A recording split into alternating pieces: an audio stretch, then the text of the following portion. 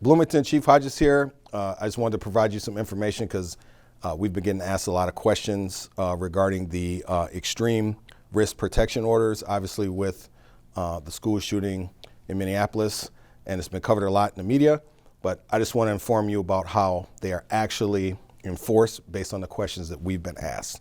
So first and foremost, the extreme risk protection order is designed for family members or others who believe someone who is a harm to themselves or other people who possesses firearms should not possess those firearms. It's a process in which we can go about taking those firearms for safekeeping.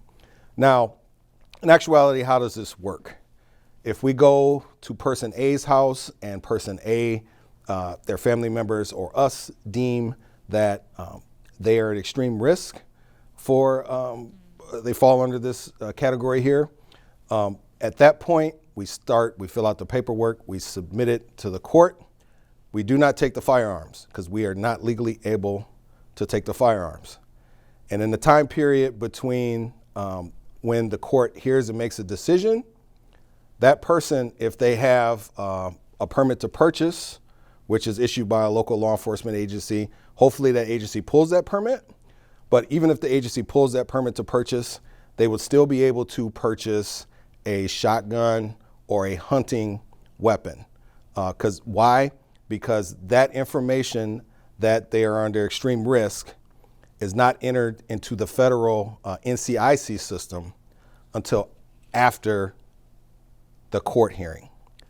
So then after, if a person is deemed that this extreme risk order should be in place, they have to surrender their firearms either to a family member or a federal licensed firearm dealer or to law enforcement.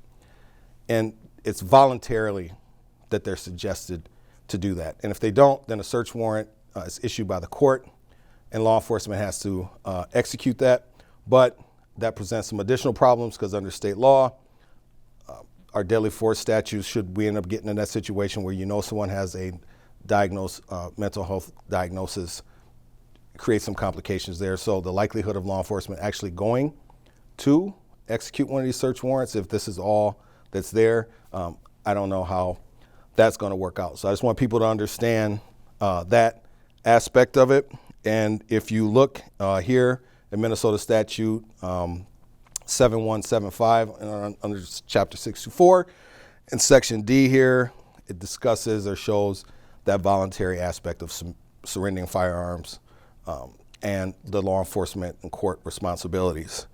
Now, I also want to just turn your attention real quick to 7171 under the same chapter here in section M, where it states that the court, once the order is issued, that within 24 hours it has to be taken care of and reported to NCIC. So if that person goes to purchase a firearm, they will not be able to do so. The second question is that if someone is suffering from some brain health issues and they are not a firearms owner and they are committed to the hospital, would they be able to get out of the hospital and go purchase a firearm? The answer is it depends. Under the circumstances that I just said, if the person has a permit to purchase a handgun or a rifle or assault weapon, if their responding law enforcement agency did not rescind that permit, they would be able to go purchase a pistol or an assault weapon. If the responding agency does revoke that permit, that person would still be able to go purchase a hunting weapon like a deer rifle or a shotgun because there is no notification to the NCIC system that this person has been committed. Now, I'm going to put up here the application that you have to fill out in order to get a firearm. And if you notice here in question G, it asks about mental illness and asks the person if they've ever been committed or not. If they check yes, they're not going to be able to get the firearm. But if they check no, which in this case would be lying, absent any other circumstances, they're going to be able to purchase that firearm. Now, checking no, in fact, when they have been committed, is a felony within itself.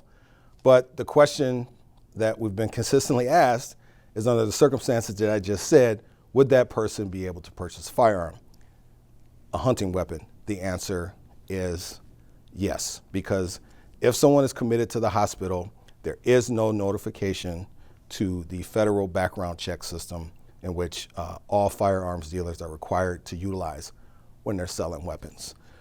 So with that, Bloomington, I tried to sum this up in 5 minutes. We've been getting a lot of questions on it, so I just really wanted you to understand how this stuff works and some of the frustration that some people have when they make these, we report that someone is extreme risk and their firearms are not immediately seized by law enforcement. I've just explained to you why that is the case, and it's in statute.